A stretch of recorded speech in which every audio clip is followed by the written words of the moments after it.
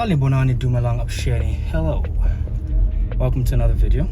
And you join me from what is inside the Golf 8R. And I find this one particularly interesting because I had one question I wanted to answer. For the price tag, is it worth it? Yeah, it's quite steep for a hatchback. You know, and I've been driving this thing around and I still don't have an answer, but I feel like I'm closer to the answer now than I was, you know, before. I had it in race mode for a little bit and I have it in comfort now and it woohoo. But still, the price tag, man, I don't know the exact numbers, but I know it's over $1 million. For a hatchback, I don't know, but it's great. It's got a lot of features. It's a good hot hatch. If you were in the market for a hot hatch and you didn't know, do I want BMW? Should I do the A45? Maybe should I get what is now the hottest new hatchback on the streets, which is the i30N. I think they called it the GTI killer, if I'm not mistaken. This is definitely a contender. It looks spectacular.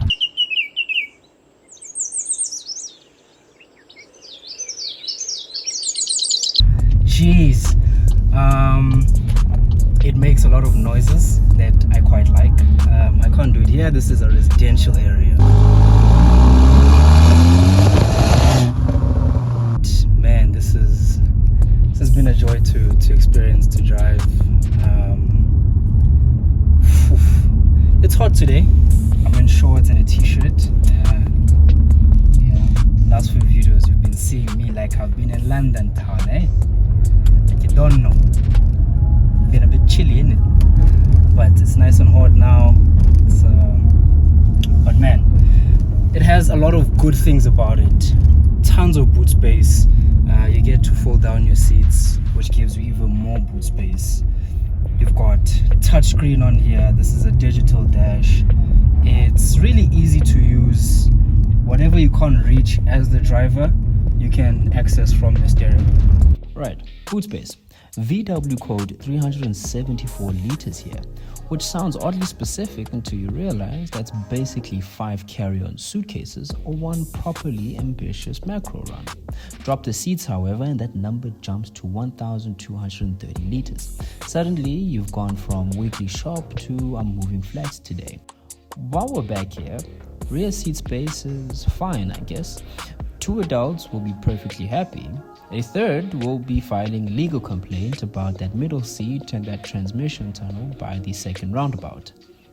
These front seats specifically are the R-Spec sports seats, properly bolstered so they'll hold you through a corner, but they're not so aggressive that a two-way highway run turns into personal punishment. Cabin space up front is where Golfs always do their best work. It doesn't feel like a small car in here, which is honestly half the reason why people buy these over something flashier. I am assuming, of course. Now, while we're in the neighborhood, let's talk toys, because VW certainly didn't hold back. That steering wheel is heated, and it's got its own touch controls for volume and the digital gauge cluster. So you can go full luxury car on a cold, high-felt morning. There's a 480-watt Harman Kardon sound system with 9 speakers, which is honestly more firepower than most people have in their actual living room. You've got wireless charging, ambient lighting you can color match given your mood that morning, and a travel assistant button that will help keep you centered in your lane on the highway. What I will say is like a huge downside for a car that costs upwards of $1 million is the plastic bits. Why is there so much plastic in a car that costs me $1 million? What am I paying $1 million for? Like it's giving riddle me this, bro. Because honestly, riddle me this. Honestly, I have plastic gear shifters in a car that costs $1 million. Make that make sense. But it is a swift little car, and I use the word swift in the most incorrect of contexts. this is more than a Swift car. It's fast. It is so fast. I don't have much time with it, so I don't get to gallivant. To reiterate, I am using the word Swift very loosely because Swift is what you call a scooter or a Suzuki Swift. This thing needs a slightly angry adjective. Underneath that pretty face, VW fitted it with adaptive dampers that read the road up to 200 times a second, which is more attention than most of us pay on the road. Leave it in comfort and it will happily do school runs and speed humps. Flick it into race, however, and the whole thing tightens up like it's just spotted a speed camera it doesn't trust. Now, the real party trick is in the rear diff. It can shove up to 100% of its rear torque onto a single wheel. That's the bit of engineering that lets an all-wheel drive hot hatch rotate into a corner like it's a rear-wheel drive. And it's also why there's a genuine factory-fitted drift mode buried deep in the menus. The brakes are proper hardware too. You've got 14.1 inch up front, which is a lot of disc for a hatchback, and they don't start begging for mercy after a couple of hard stops, unlike your average shopping trolley with a badge. Now, that's not to say it doesn't have its flaws. The steering's been artificially weighted to feel sportier, which is engineering speak for we made it heavier and hoped you wouldn't notice it doesn't speak to you anymore. And it's also only now a DSG. So if you're the sort who needs 3 pedals to start feeling something, this certainly isn't your therapy. But then you consider forgiving it because it does this.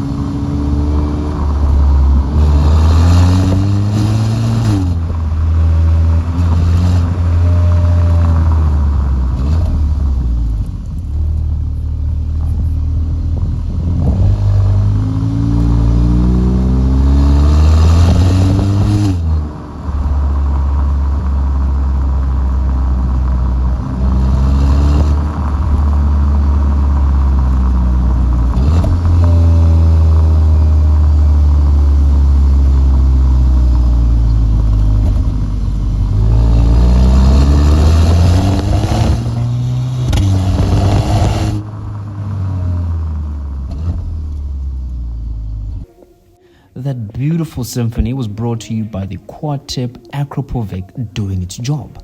Somewhere out there, a dinosaur died for that noise. Personally, I think it would approve.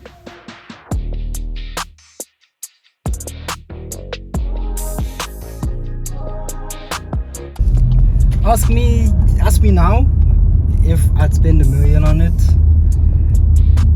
I'd be indecisive. Before this, I'd tell you, no fucking way. But now, I guess Wow, it is a good little machine. It doesn't make a lot of annoying noises at you like most cars do. Like now when it's telling me to put my belt on, it started with a gradual noise. I don't know, we'll give it a listen. It's gonna bong at me a few times, and then it's gonna get tired of bonging at me, and then it's just gonna yell at me. Let's see here.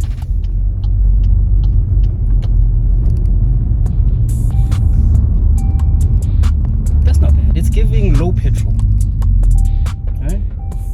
Then after a few of these, it's gonna get tired of me. But anyway, fantastic little car.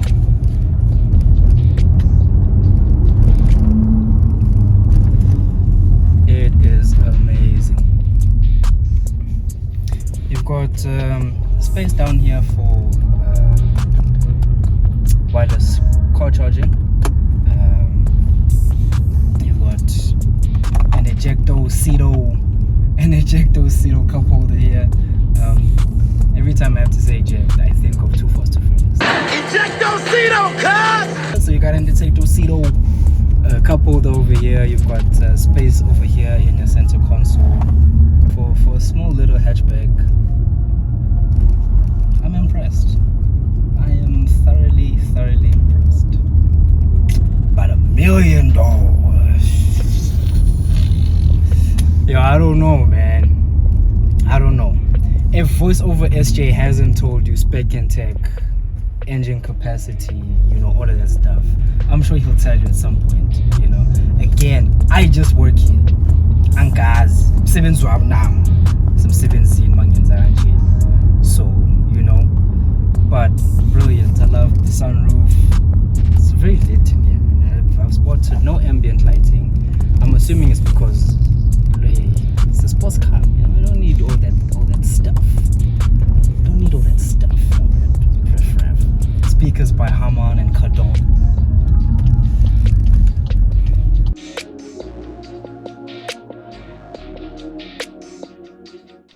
And that's truly the annoying part of this entire review. Every box gets ticked. It's pretty, it's quick, it sounds incredible. It'll out-corner cars that cost twice as much. And then the price tag turns up and just stands there, staring at you, seeing who makes the first move.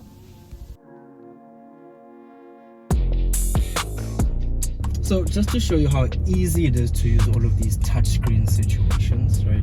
Even though I am driving, you know, you have all your climate control situations. I know the car community has been on about physical climate control buttons, but I'm not mad at this, personally, having actually experienced this. It's very easy to use. I mean, when you're driving, it becomes a bit harder, but, you know, very easy to use. How much fan speed you want. Oh, twin! Hey! Damn, what did I do now? There you go. Very easy to use. You can switch between modes here. Put it in sport, put it in race. You know, very easy to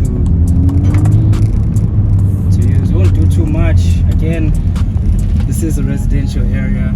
Can't be doing such things. What is this now for? I don't know. This is one of the assists, I guess. But very easy to use. Not much going on here, so it's not like it's not gonna really rack your brain too much. But this is nice. As you can see, everything is driver orientated, so it's facing me. Passenger just there to be a passenger. So this is really nice, really nice. The thing about being a car lover, right, is that it's hard for me to say, you know, this is absolute rubbish, right?